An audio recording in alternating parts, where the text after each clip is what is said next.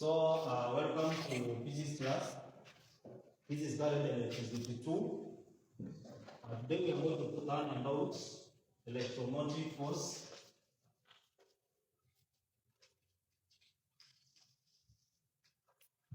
and the internal resistance.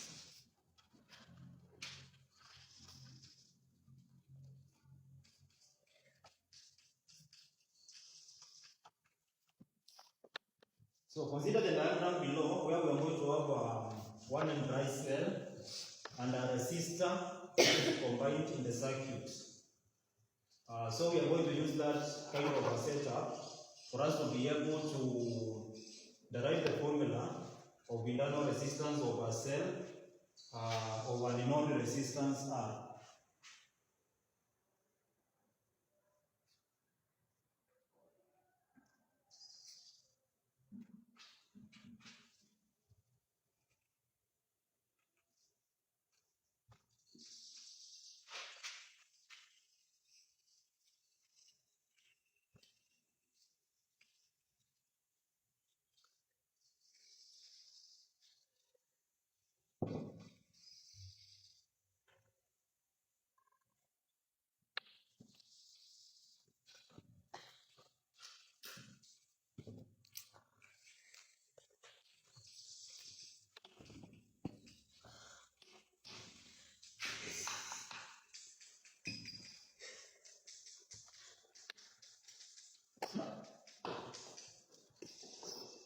So here we are going to have resistance R.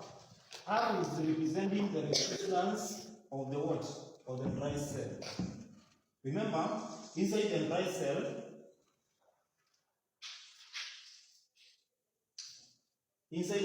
we have chemical processes which take place.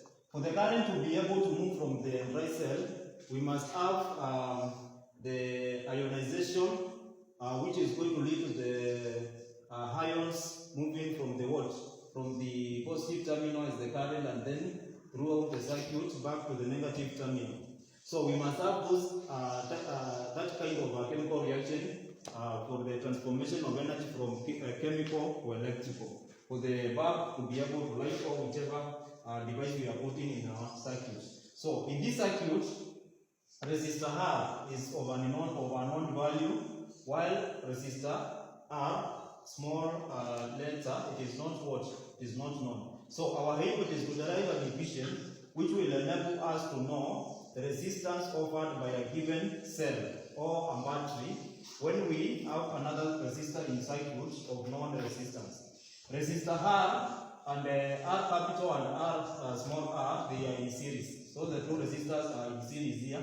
We will be able to do what? Apply the formula of resistors in series for us to be able to do that. In this case, because the two resistors are in series, then we are going to have the same current passing through resistor R and the same current passing also through this resistor where we are talking about the dry cell. Remember, the resistance we are talking about here is the resistance offered by the dry cell for the current to be able to flow out.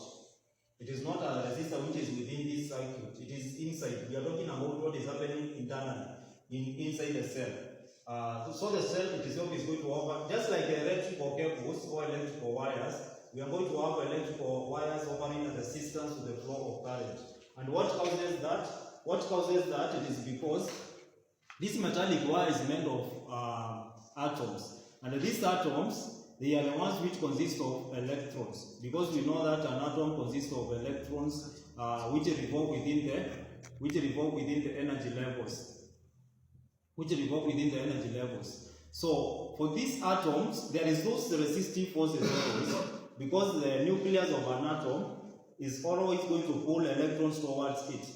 So if we are going to have current flow through a metal, then it means we have to overcome those repulsive forces of attraction of electrons towards the nucleus. And that is now what contributes to resistance.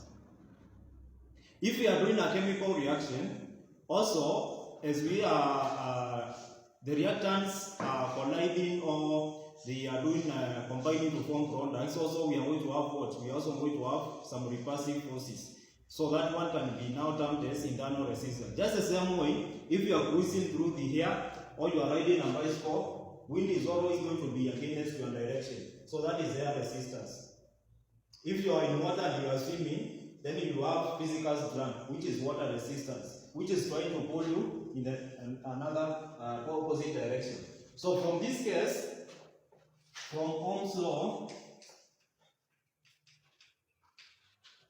we know that resistance is given by voltage divided by current. That is from Ohm's law, whereby R is the resistance, this one is resistance, this one is current, and the V represents voltage.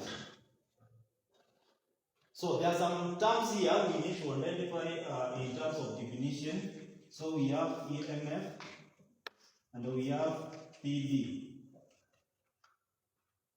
So the word EMF, abbreviation of EMF means or stands for electromotive force. This one, it stands for electromotive force. What is electromotive force? This is the voltage. We can define this one as the voltage offered by a cell or battery in an open circuit.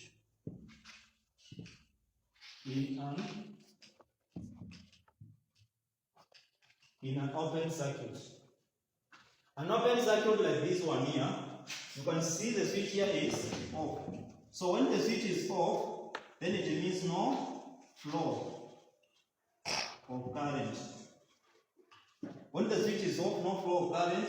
If we had a bulb here, for example, if we had a bulb here, the bulb will not light in an open circuit. But if we are going to close the switch will be on